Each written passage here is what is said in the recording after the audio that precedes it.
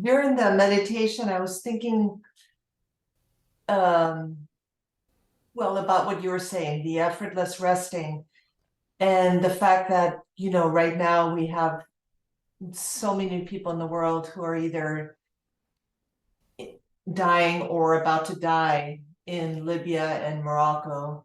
Hmm. And, it's just such a multitude of people that it makes one ponder about life and death, preparation for death, and in that effortless resting, could one imagine that someone's gripping onto something before being swept away in the water, and Hmm. perhaps utilizing effortless resting, and the person who's under the rubble also just letting go, and us with the news also letting go, and letting go in a way that um doesn't make one feel uncomfortable about letting go with the news. Doesn't make us feel irresponsible. Yeah, it's because it's a thought process, Right. that you were talking about. It makes me wonder about, that the rest in awareness during um before or after the news, or Hmm. before or after thinking about these people. Hmm. Hmm. Yeah. So yeah, no, it's a great question. So first of all, we just have to be absolutely clear that the the instruction, or I don't like to say instruction, it sounds too bossy. The suggestion to uh, rest in awareness or rest as awareness in the face of whatever's going on. That's an instruction or a suggestion for the time of meditation. So when we come out, when we open our eyes, um, to say, well, gee, the house is on fire, but I'm just resting in awareness. That doesn't cut it, right? And whether it's personally our house that's on fire or the global house that's on fire, it's we I think we have a certain duty to be good citizens, to hold up our end of taking care of the neighborhood and the global neighborhood. Now, how whatever you see your way clear to doing, whatever that role seems to require from you, that's different people are going to have different judgment about that, and that's fine. We can't dictate that, but we need to be clear about that because there is this kind of caricature of the flaky, blissful meditator. Oh, everything's groovy, man, and well, things out here are not groovy. Things demand action. Right. Okay, now having said that, first of all, um, we're all going to die. Rumor has it. I can't report on it firsthand, as far as I can remember, but rumor has it we're all going to die. So we're all going to have that opportunity to do this ultimate. Again, I don't even want to say letting go. This ultimate accepting, this ultimate loving, this ultimate opening to whatever is without grasping onto any, without any grasping, without any resisting. Right. The effortless rest. The effortless rest. The effortless rest. Now it becomes, it's a can be a tricky thing, and this comes up. I've been singing for some years now with this group called the Threshold Choir, which is all over the U.S. and I think some other countries. And we sing for dying people. We sing for people in hospice situations, and you can see some of them. They're still in a place where their effort is being made to let's try to prolong the life. Um, and but then there's a time to just let go and accept. And in fact, the songs that we sing in Threshold Choir are all you're safely surrounded by love. Everything's fine. You can let go now. All of that. We sing this very gently in these sweet three-part harmonies. It's really a lovely thing. Since I say we sing for the dying people, so like as if we're the non-dying people who do the singing. It's just we're our dying is a little less acute than the people in the bed there. As far as I know, I'm not going to die today, but who knows, right? Then only this breath is guaranteed. So it's good to be prepared. It's good to it's always good to do the fire drill before the fire, and this is a fire that is 100% guaranteed to take place for all of us. And all the spiritual traditions, all the meditative traditions emphasize how good it is to, and we can imagine this, how you want the very end of your life with all you've been through and all the people you've known, all the things you've loved and so forth. Do you want the very end of it to be, oh my God, here's this catastrophe, I'm resisting, I'm resisting, I'm resisting? Or do you want it to be, ah. Now at a certain point it's got to be it's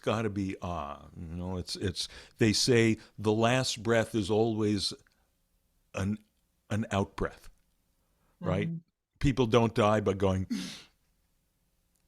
they all, right? There's a pun there. The word is expire, right? Mhm. Breathing out is called expiring. Dying is called expiring. There's a reason for that, right? So it's kind of inherent in it, this letting go, this letting go, this accepting, this.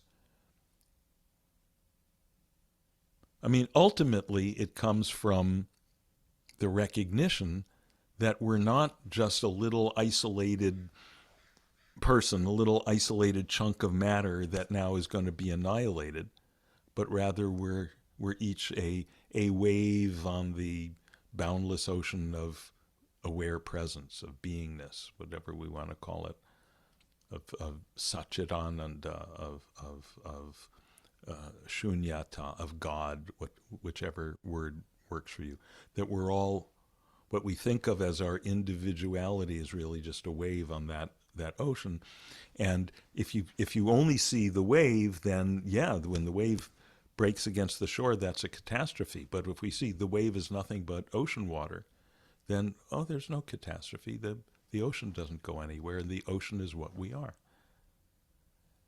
And as it says in the Upanishads, I am that with a capital T, meaning that boundlessness. I am that, you are that. All this is nothing but that. That alone is. And, we're all, from, sooner or later, or most of us, I guess, in positions where we're there with the dying loved one. I know you went through a long, marathon with that with your sister this year or Mhm. last year. Yeah. Um, and, um, and that gives us all an opportunity to reflect that truth for them. And sometimes it's a situation where we can say it out loud. They're going to be receptive, or we sing our little song, or whatever. And often we're not. Often they're not going to be receptive on that level. But we can just sit there silently radiating that, to whatever degree we've cultivated that awareness, not trying to make something up. We know that experientially. And people pick up on it, even if they don't pick up on it, in the conscious front of their brain. They Right. pick up on it back somewhere because it's their self. It's the same truth of what they are. It's like the two, when two tuning forks are in tune, one vibrates and the other vibrates along with it. Yeah, some people's survival instinct is stronger than others, and but that also can pull them through in calamities like Yeah. that we're seeing. Yeah. So it's a funny thing because, your survival instinct can keep you alive, but it can also keep you from allowing the process of death. In the case of my sister, she would not acknowledge that she was dying until maybe a few hours, and this was 10 months of Hmm. basically dying. Hmm. And so it makes me think about, people in extreme situations where they're utilizing their survival instinct to survive as much as possible, right? Yeah. Yeah. Yeah. And it can be, it can be sometimes a tricky question. At what point do you Mhm. switch from the one mode to the other? At what point do you switch from the trying to survive to saying, okay, Right. um, especially in our affluent, medically advanced culture Exactly. where we've got all kinds of ways of technically keeping the body going on where in the old days we would have been long gone Yeah. and I remember when Maggie, my first wife, was dying of colon cancer, and they and then they do one strategy and one surgery and one and finally you kind of get to a point where it's kind of like in chess, you're kind of at the in the end game, and the surgeon said, well, we could do one more surgery. We could give her a breathing tube, and then we could. And the oncologist, who was wonderful, said to me at that point, Dean, let's take a walk. And we walked down the corridor. He said, you don't want to put her through that. You know, Right. breathing tube in there. In that case, I don't know if this would be right for anyone else, Right. but he said, what he's not telling you is, once there's a breathing tube there, that's it for the rest of her short life. That's really going to be uncomfortable. There's no quality there. It's just, So I was very grateful for that.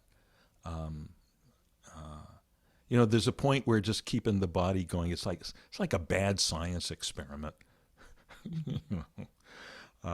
which maybe unfortunately we have the means to sponsor. Yeah. But that's so interesting because it's just the opposite of what maybe these people in the villages in Morocco and in Libya are having. They're not getting any help, Right, and so right. it's such an interesting Yeah, juxtaposition. yeah. I mean, it's what we call first world problems. We have all these we have all these dilemmas caused by affluence, Yeah. and they're different ones. In a sense, we could say the real kind of big picture solution to all of this is to get to the place of awakening where we're fully functioning in whatever we're doing, whether it's dealing with an earthquake or a flood, or just getting up in the morning and making breakfast and going to work and raising our families and so forth. When being engaged in action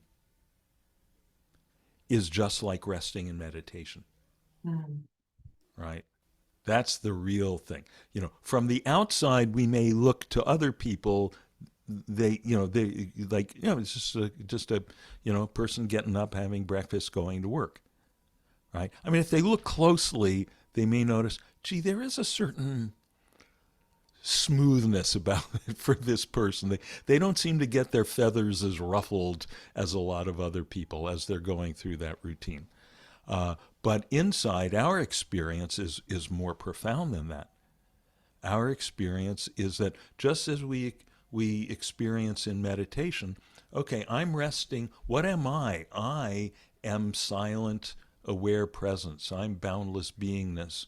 Within that, there's stuff going on. There's sounds coming and going, and feelings and thoughts and sensations coming and going. It all happens by itself. It all happens frictionlessly within this space-like awareness. It doesn't change the awareness. Okay? Then we open our eyes, we come out of meditation.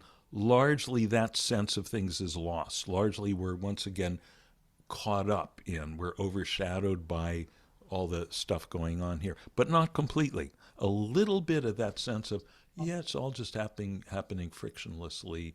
What I am is not engaged in anything, because what I am is like empty space. It can't engage with anything. It's just the silent witness to everything. And more that sense grows. And when you hear about enlightenment, full blossoming of this awakening, then there is no doer. There is no one doing anything. Mhm. It's the lazy person's paradise. So in a sense, then holding on and letting go are equivalent. To the unawakened mind, it sounds like an impossible contradiction, right? But we've all had enough taste of this. Those of us who've been practicing this stuff, we've had enough taste of this to, okay, logically it sounds like an impossible contradiction, but no, I kind of know what. And actually, even people who don't practice meditation, they've all had, hopefully most of them have had taste of this.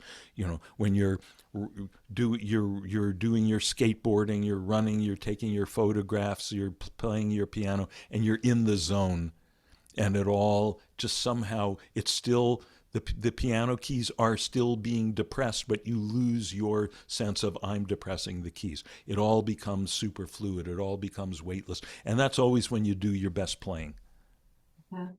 right? Right. So we can just, in that sense, this awakening is just living life in that zone 24/7, ultimately. Living and dying in that zone. Right. And it's all good. The dying is the key. The dying. Yeah, the dying is kind of the final exam. Yeah. Yeah, yeah, yeah. But, at this point, most of us we've been around for enough years. We've had people close to us die. My older brother died about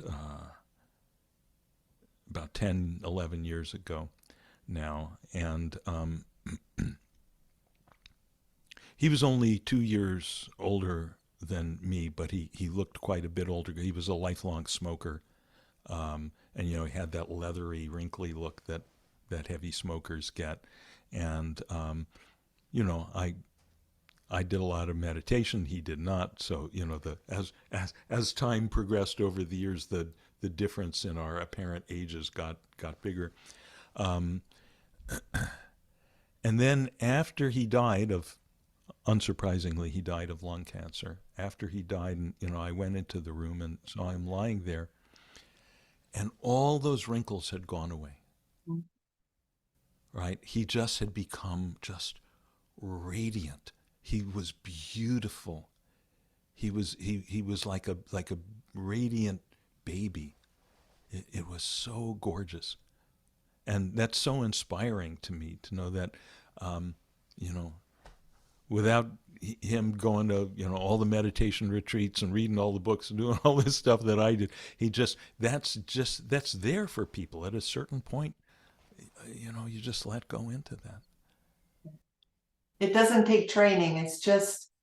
It can just happen. Yeah, yeah, yeah. I think the training can maybe help us get to that point more smoothly or something. With less, because there are a lot of people who do, before they get to that point of final kind of luminosity, there can be a lot of hanging. Well, as you saw with your sister, there can be a lot of denial and hanging on, and often it's not. Often the other relatives and friends standing around are not that helpful, Right. because they're also subscribed to the model that we're just chunks of meat rather than waves of the ocean. Uh, Right. and they'll engage in denial. They say, "Oh yeah, it's fine. You're going to be playing tennis next week." Just or I mean, I have one dear friend who was in the room when her beloved grandfather died, and my friend was, she's been practicing meditation for years, and she's just helping to keep that space of luminous, mellowness open. And then her mom jumps on the bed and starts, grabbing poor grandpa, who's just in the moments of passing and has just passed, and pounding on his chest. No, no, no, you can't go. Don't die. Don't. It's not good. And not necessary. Not good for anyone. So the profound spiritual traditions all have instructions or suggestions about letting go, and songs that you sing to people, um, texts that you narrate to people, like the Bardo Todol, the Tibetan Book of the Dead. Um, in one of my books, I think it's in Fear Less, I have a chapter called Valley of the Shadow, where I talk about this stuff, and I give kind of a little suggested script that you could use that's like non-sectarian, so it's not Buddhist, not that you might, if it's appropriate, read it or think it or just express something in the spirit of it to your close ones as they're on their way out, or to yourself as you're on your way out. Mm. It's also helpful to know that um, dying, I mean, I'm going to say this as if I have any idea what I'm talking about, having not gone through this to my memory, uh, that dying is essentially like meditation, right? What happens in meditation? The outer environment melts away. We're left as pure consciousness, right? We were just very strongly identified with engaging in, as a separate person in time and space. And then all that identity just softens up, melts away, melts away. And it happens so naturally that we often don't realize that that's happening until suddenly the phone rings or saying, whoa, where am I? Who am I? Right. Coming back into individuality. So we're used to doing that, and so not only is meditation in a sense the perfect rehearsal for dying, but also the sense of dying is a good helps promote profound meditation, because we usually we sit down to meditate and we have this assumption. Okay, I'm going to sit here for 20 or 30 minutes, then I'm going to open my eyes and go back to being a person crawling around in time and space. We don't know that that's the case, right? Um, so what if we just make the opposite assumption once in a while? And I really do suggest this. Uh, what if sometimes in our meditation, or all the time, you buy a one-way ticket? Just say, okay, this is it. Thanks, everyone. It's been swell. Now I'm going to close my eyes and just melt profoundly. And if you happen to open them again at some point, God bless. We live to experience another chapter. Mhm. Are you hearing that? Is that working Yeah, for you? yeah, that's great. Yeah, yeah, I'm gonna try that. yeah, yeah. Buying a one-way ticket. I've found in my own practice that's very profound. Okay, good. Okay. Other questions or comments today? Yes, please, Jacob. I was just going to add to that. There's a lot of Hasidic stories, Jewish stories about the Rebbe's that would say goodbye to their family Right. before they went into prayer. Uh-huh. Uh, in the event that they didn't come back. Wow, that's great. I did not know that. Yeah. That's fantastic.